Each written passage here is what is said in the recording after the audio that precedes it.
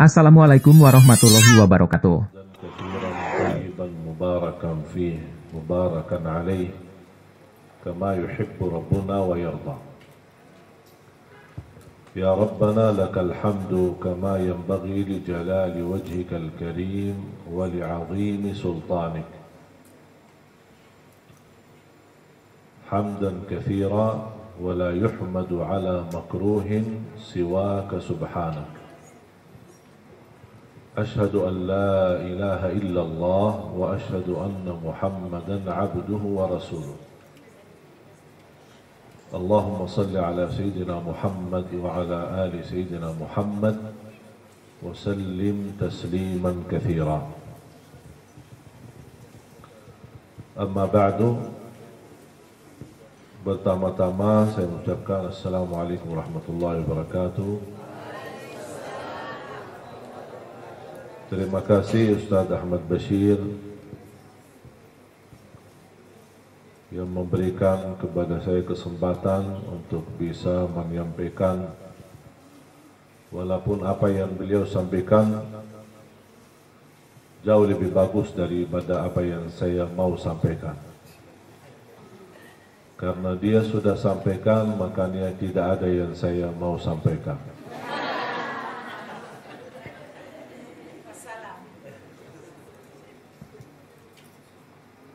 Memang bahasa Ustaz Ahmad Bashir jauh lebih lancar daripada saya. Maklum, beliau asli Indonesia, saya asli Arab. Arab Madinah, bukan Arab Tanah Abang. Tapi subhanallah bisa sedikit-sedikit belajar. Dan ini karunia Allah subhanahu wa ta'ala bagi saya bisa berbahasa Indonesia. Bukan karena saya hebat, bukan karena kecerdasan, bukan karena kemampuan.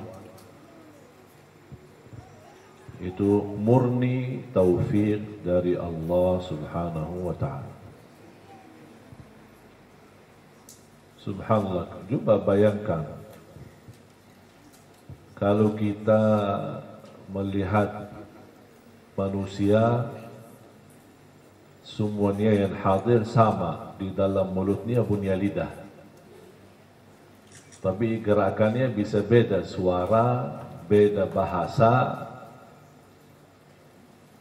beda kemampuan. Padahal mulut sama, lidahnya sama, giginya sama.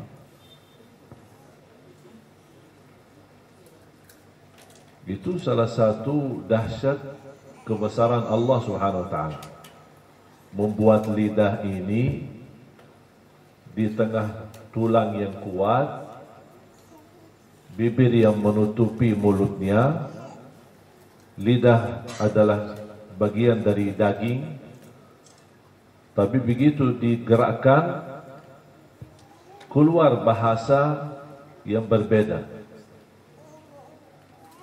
Lidah Arab, lidah Indonesia, lidah Barat, lidah Timur. Subhanallah. Wa ikhtilafu alsinatikum wa alwanikum. Allah menciptakan manusia dengan perbedaan ucapan lisannya, perbedaan warna kulitnya. Dan itu tanda kebesaran Allah Subhanahu wa ta'ala.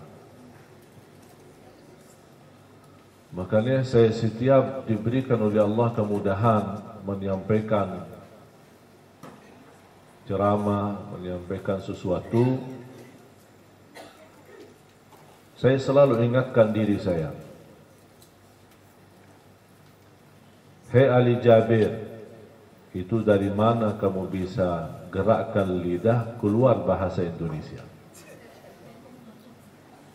Sedangkan kalau saya bersama istri, gerakkan lidah juga, tapi keluar bahasa Arab. Tidak pernah tercampur. Dan pernah ngomong sama jamaah bahasa Arab, saya kira jamaah istri saya. Dan saya tidak pernah berbicara di depan istri saya berbahasa Indonesia, saya kira istri adalah jamaah saya. tidak pernah kebalik.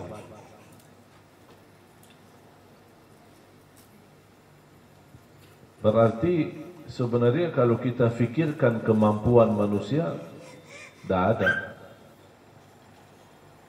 ada sedikit pun upaya dari manusia untuk melakukan hal yang luar biasa. Makanya selalu kita sadar, la haula wa la quwwata illa billah. Makanya setiap saya memulai berceramah atau khutbah, saya selalu ingat, Bismillah, la haula wa la quwwata illa billah. Ya Allah, saya mulai ceramah ini, saya mulai khutbah ini atas namamu ya Allah. Artinya saya minta izin ya Allah, saya tidak bisa apa-apa. La haula wa la quwwata illa billah, saya tidak punya upaya, tidak punya ilmu, tidak punya sesuatu yang saya bisa berikan. Semua segala sesuatu, kekuatan adalah kekuatanmu ya Allah. Ketika saya mengucapkan niat saya apa? La haula wa la quwwata illa billah. Ya Allah, tunjukkan kekuatanmu kepada saya untuk menyampaikan yang bermanfaat untuk jamaah. Makanya pas saya ceramah, kadang-kadang saya bingung sendiri. Oh, saya ini ya, saya isi ya. Saya yang bicara ya. Kadang-kadang tidak tahu, datang ucapan-ucapan yang tidak pernah saya siapkan, menyusunkan ayatnya, hadisnya, dan berbicaraannya yang bisa, alhamdulillah, karunia dari Allah SWT, jamaah mengerti, bisa fahami, walaupun bahasa saya sederhana. Itu dari mana? Kita semua jamaah sekalian, jangan ada yang merasa diri hebat atau bisa memberi sesuatu. Kalau Anda mau jadi atau bisa dikatakan diri hebat, Anda bisa bertahan buang air. Kalau bisa bertahan tidak buang air sama sekali, itu namanya baru hebat. Kira-kira bisa nggak? Nah, berarti tidak hebat. Masih miskin. Masih butuh tolongan Allah supaya lancar buang air. Masih butuh bantuan Allah supaya tidak ada masalah ketika buang air. Saya ingat cerita seorang tua usia 60, tiba-tiba sakit malam hari, tidak bisa buang air. Dikasih obat, dikasih macam, tidak bisa buang air. Tak bisa bertahan, dibawa lari ke rumah sakit. Begitu dilihat dokternya keadaannya, langsung ada keputusan dari dokter, segera dioperasi. Kalau enggak, ini bisa mati. Kok bisa gara-gara buang air mati? Ini air kotor lagi, bisa mati. Habis dioperasi, coba bayangkan, dibelah, darah keluar, macam-macam masalah yang dia hadapi, kesulitan, kesusahan, sampai berhasil melancarkan buang air melalui selang-selang yang dipasang seperti itu. Anaknya melihat keadaan bapaknya habis dioperasi dan dibelah berdarah, mereka berterima kasih seperti orang kepada dokternya, seperti orang memberikan sesuatu yang dahsyat. Mereka datang kepada dokter, terima kasih Pak Dokter, terima kasih bantu ayah kami, terima kasih bisa lancar, terima kasih. Sampai biaya operasi dikasih 2 kali lipat. Kelebihannya buat Pak Dokter katanya, kami saking senang atas upaya dan bantuan daripada dokter untuk membantu ayah kami supaya bisa membuang air. Tiba-tiba begitu peristiwa ini terjadi di depan mata orang tuanya, beliau menangis. Anaknya kaget, ayah kenapa nangis? Apa sakit lagi? Kata beliau, saya bukan sakit lagi, tapi aku heran terhadap perilaku anakku. Ini baru saja seorang dokter ini membantu dalam cara operasi dan berdarah. Kalian begitu luar biasa berterima kasih dan bersyukur. Sambil biaya 2 kali lipat diberikan kepada seorang dokter itu.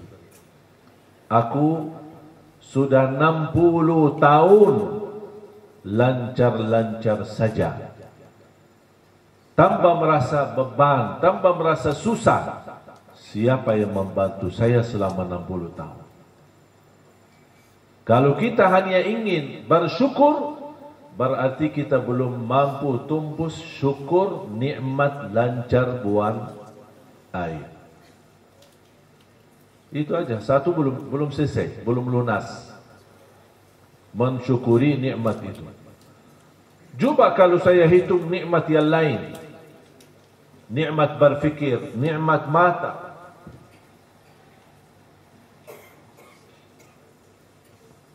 Pernah enggak dirasain air mata manis atau asin? Hah? Yakin? Coba nangis terus. Dirasain sendiri? Hah? Atau pas nangis lidahnya gini? Biar tahu rasanya gimana? Manis atau asin? Tapi pernah enggak bertanya diri, mengapa air mata kita tidak manis? Kenapa asin? Tahu enggak alasannya kenapa? Supaya tidak basi mata kita. Kalau daging yang kering, orang-orang dulu kan kasih garam kan, supaya bisa bertahan lama. Karena dulu kan tidak ada kulkas. Supaya daging ini bertahan lama dikasih garam atau gula. Kira-kira kalau dikasih gula gimana? Kesumutan. Sama, ini kan mata ini kan lubang. Ini lubang, telinga ini lubang, mulut kita ini lubang. Semut itu kan suka lubang. Kenapa semut tidak pernah datang di lubang mata? Asin. Coba kalau manis, setiap pagi bangun, semut.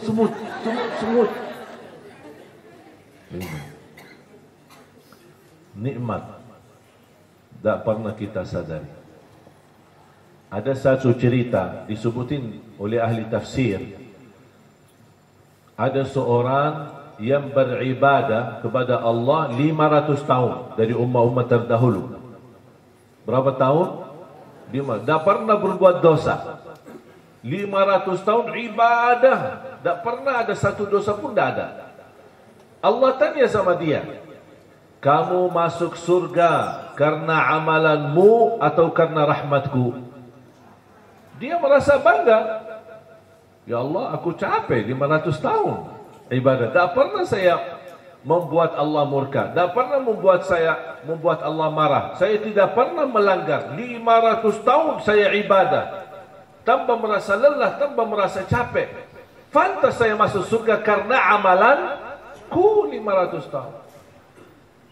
Allah ingin menunjukkan keadilannya. Karena tidak ada amalan yang bisa bawa kita ke surga. Enak-enak itu masuk surga, tidak ada. Apa yang Allah janjikan, amalkan ini masuk surga. Rasulullah berkata amalkan ini dijamin masuk surga.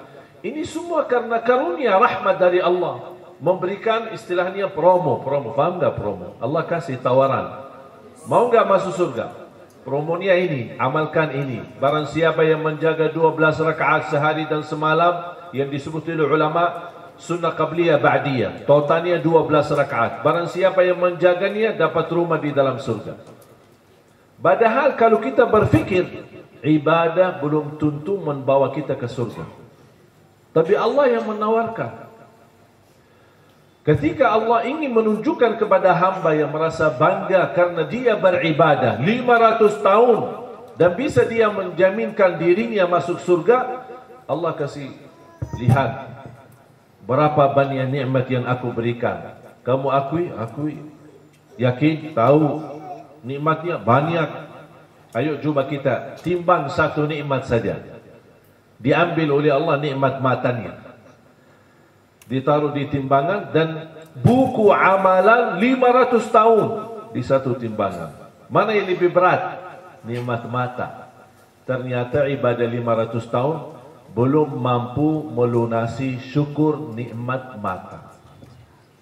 Langsung beliau melihat matanya, nikmat mata lebih berat daripada amalan ibadah 500 tahun. Dia kaget. Ya Allah, masuk surga karena rahmatmu. Rahmatmu bukan karena amalanku. Baru dia tahu dan sadar. Makanya jemaah sekalian, ketika kita berkesempatan beramal, jangan tunda-tunda. Amal buat diri, amal buat orang lain, bermanfaat, kebaikan, jangan tunda-tunda.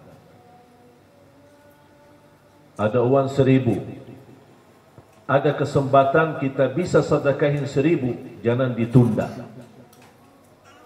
Karena belum tentu dapat kesempatan bersedekah. Bukan tidak ada jaminan dapat rezeki, bisa dapat rezeki. Tapi apakah setiap orang punya rezeki bersedekah? Belum tentu. Makanya ketika Anda berkesempatan beramal, jangan bagi macam alasan. Nanti insyaAllah kalau banyak rezeki. Nanti kalau saya terima gaji. Nanti kalau saya dapat pensiunan. Nanti kalau saya dapat proyek. Nanti kalau saya dapat. Tidak usah bagi bahasa nanti sama Allah. Ada kesempatan. Contoh. Kita lagi makan. Melihat ada orang lapar. Jangan berbagai macam berfikir. Ajak dia makan. Walaupun hanya yang ada, itu saja yang kita lagi makan. Ayo Pak, Bu, kita makan bareng. Mohon maaf, apa adanya. Ini sedekah yang luar biasa. Saya yakin Bapak Ibu semua ingat hadis wanita dari Bani Israel yang memberikan air minum kepada anjing. Tahu kan? Tahu enggak wanita itu siapa? Apakah waliullah? Wanita ulama? Salihah? Apa? Setiap hari kerjaannya zina. Tidak ada lain. Tidak ada lain.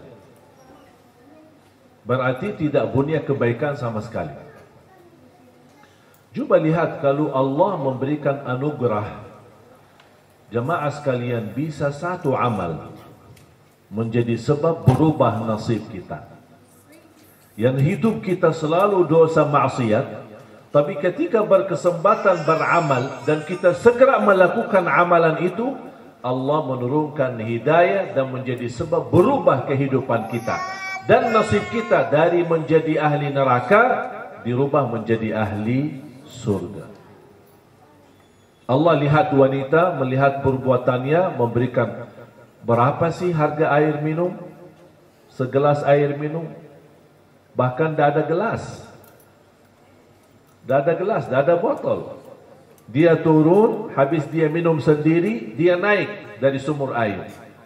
Di atas, sebelum dia keluar, dia melihat anjing sedang haus. Dia kembali lagi. Dia berfikir, aku kembali lagi pasti susah. Syukur-syukur aku bisa naik dan selamat. Tidak tenggelam, tidak jatuh di dalam. Dia tidak bagi berfikir lagi. Kalau kita bisa membuat banyak alasan, buat apa kok susah payah untuk turun lagi? Buat apa saya bisa jadi mati di dalam? Buat apa saya bisa jadi tenggelam? Buat apa? Banyak alasan kita bisa buat. Tapi dia tidak. Melihat di saat itu ada anjing haus, dia turun. Dalam payah, susah. Bagaimana sambil dia memegang sandalnya atau sepatunya dengan giginya, gigit. digigit dalam giginya, turun, mengisi air, kemudian naik lagi dan memberikan air minum kepada anjing. Upaya dan amalan yang menunjukkan semangat dan kerja keras. Tak ada siapapun di saat itu. Dia bisa berkata, buat apa saya urusin anjing? Buat apa saya urusin binatang? Di padang pasir, di musim panas, aku aja turun susah payah untuk minum buat diri sendiri saja, untuk menangkap dan menghilangkan haus.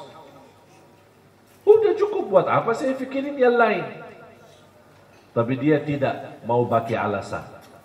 Dia melihat di situ ada kesempatan beramal, tapi dia tidak tahu ternyata di belakang amalan yang dia lakukan, Allah ampuni segala dosanya, Allah tuliskan namanya menjadi ahli surga. Aduh, gara-gara anjing jadi ahli surga. Bagaimana kalau kita berilaku baik sama manusia, bukan sama anjing? Kalau sama anjing yang kita tahu di dalam Islam, anjing najis, anjing dagingnya haram, anjing tidak boleh dipelihara, bisa menghilangkan pahala yang banyak dari amalan dan pahala amalan kita. Ini anjing yang begitu posisinya di dalam ajaran Islam, tapi Allah menghargai orang yang memberikan kasih sayang kepada anjing. Bagaimana kalau istilahnya binatang yang lebih mulia lagi? Bagaimana kalau kepada manusia? Bagaimana lagi kalau sesama muslim? Makanya jamaah sekalian, ketika berkesempatan beramal, jangan bagi fikir. Begitu Anda merasa tersentuh hati untuk mengamalkan amalan ini, jangan tunda-tunda. Walaupun yang Anda berikan hanya sedikit, karena Allah tahu, ya Allah maaf, inilah kemampuanku saat ini. Tak apa-apa, kasih aja. Salah satu kebiasaan di kota Madinah, dan rata-rata di Arab Saudi umumnya. Cuma saya bilang kota Madinah karena saya sendiri mengalami dan kita sendiri melakukan di masa saya sekolah. Saya masih ingat sekolah kita SD, SMP, SMA. Apalagi di musim panas. Bapak Ibu tahu sekarang berita-berita panasnya di Tanah Suci luar biasa. 48 bahkan sampai 50 derajat saking panasnya. Banyak bekerja di luar, tukang bangunan yang menjalani kerjaan, tukang sapu di jalan. Tapi subhanallah ada sebuah budaya dan kebiasaan yang sangat membuat saya bangga dan merasa kemuliaan. Melihat anak-anak, orang tua, orang yang ada di mobil, yang dia pakai mobilnya dengan penuh AC, merasa enak di dalam mobil, dan merasa panas. Tapi dia mampir ke salah satu supermarket atau untuk belanja, beli air, 1 kardus, 2 kardus, kira-kira berapa sih? Berapa kalau kita beli gelas, kardus gelas atau aqua kecil? Berapa sih harga? 20.000? 30.000? Apa sih nilainya 30.000 dibanding gaji yang kita terima dalam 1 bulan? Apa sih seberapa yang kita keluarkan dalam beli kardus air? Mereka beli kardus air yang dingin, kemudian mereka keluar di jalan, di mana tukang sapu, tukang bangunan yang sedang bekerja, diberikan kepada mereka air yang dingin. Coba bayangkan, haus, kemudian di saat panas diberikan air yang sejuk, yang dingin. Subhanallah, luar biasa. Hal sederhana.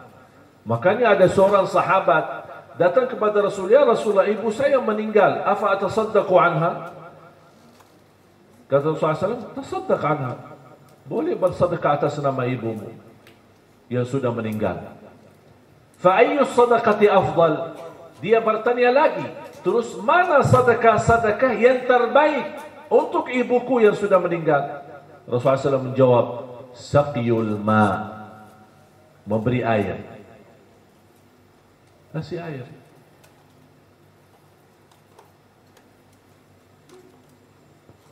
Sederhana tapi luar biasa.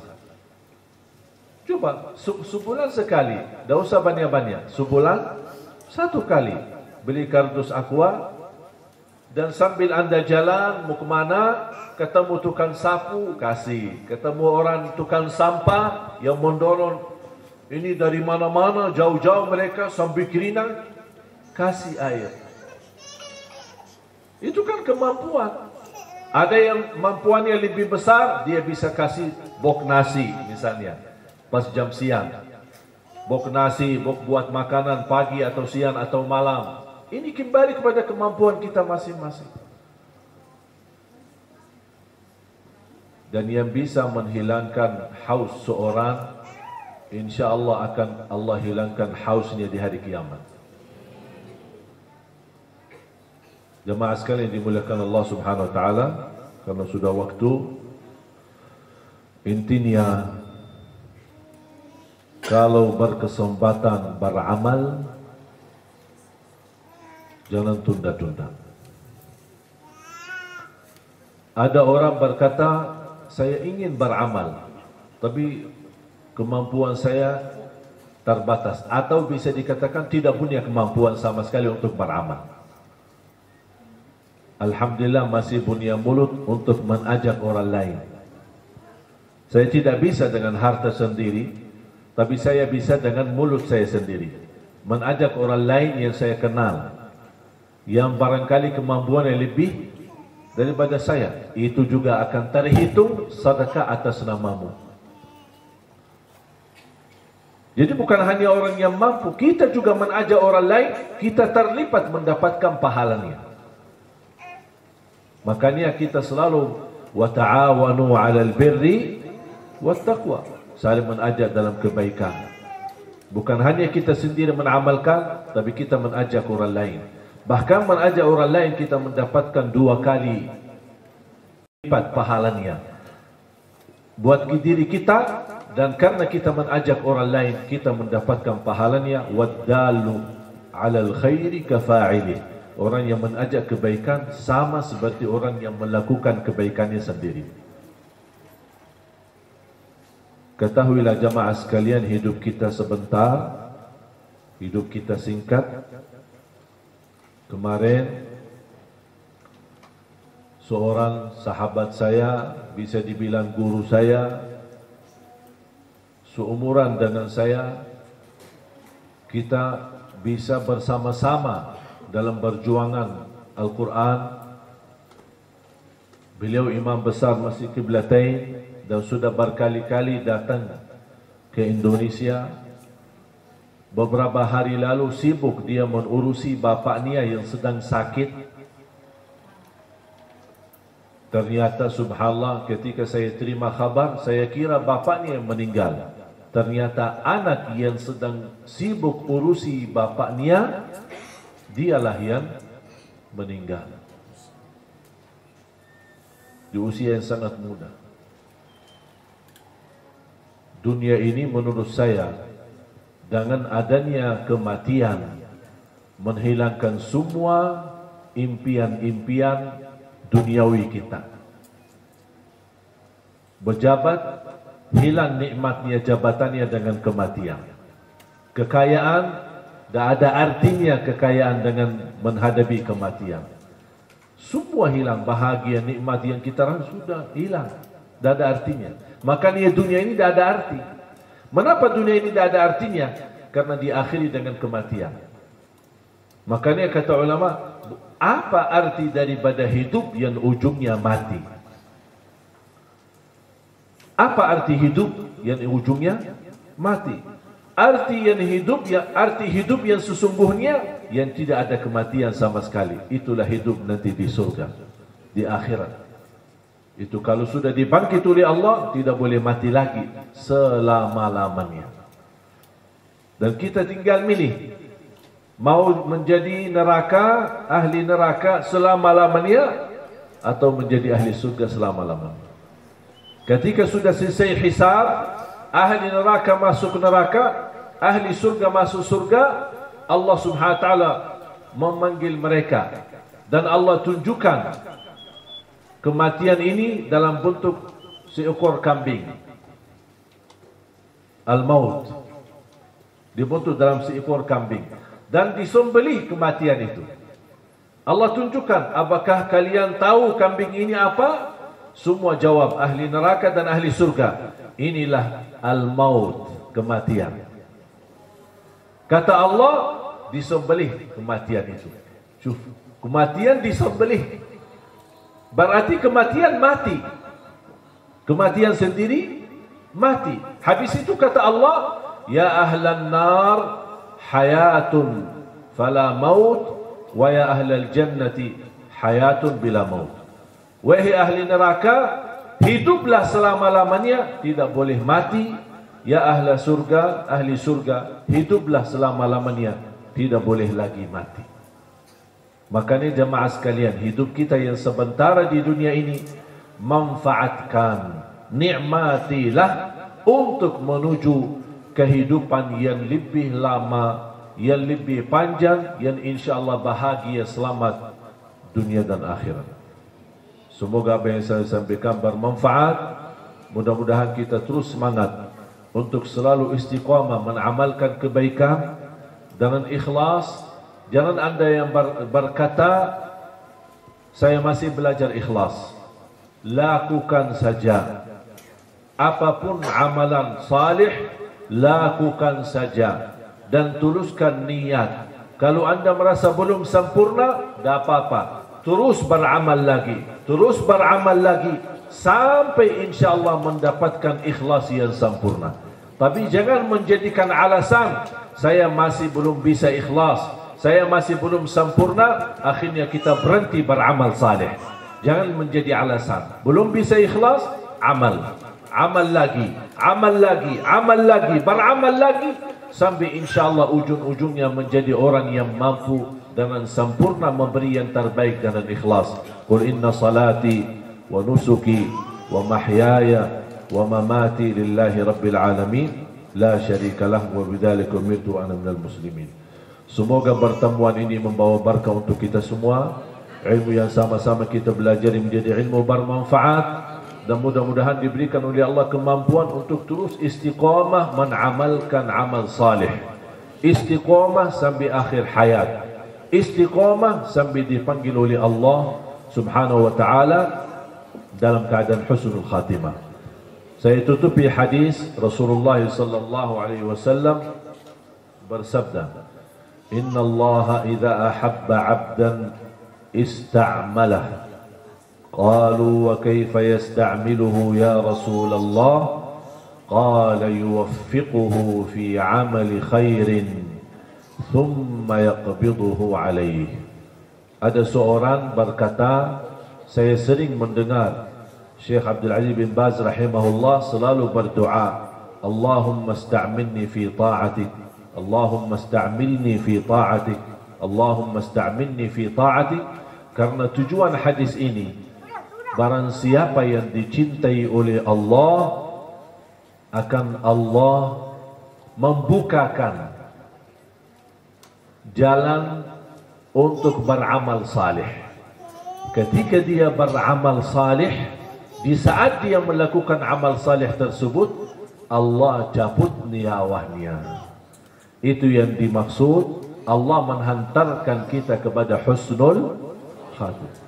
Kalau kita meninggal saat beramal salih, pasti itu tanda husnul khatimah. Makanya kita sering berdoa, Allahumma inna nas'aluka husnal khatimah, Allahumma inna nas'aluka husnal khatimah. Sama, ya muqallibal qulub thabbit qalbi ala dinik. Yang membola-balik hati, tetapkanlah hatiku atas agamamu ya Allah. Jadi kita terus beristiqamah berdoa, karena doa salah satu senjata menjadi upaya dan ikhtiar kita mendapatkan yang terbaik.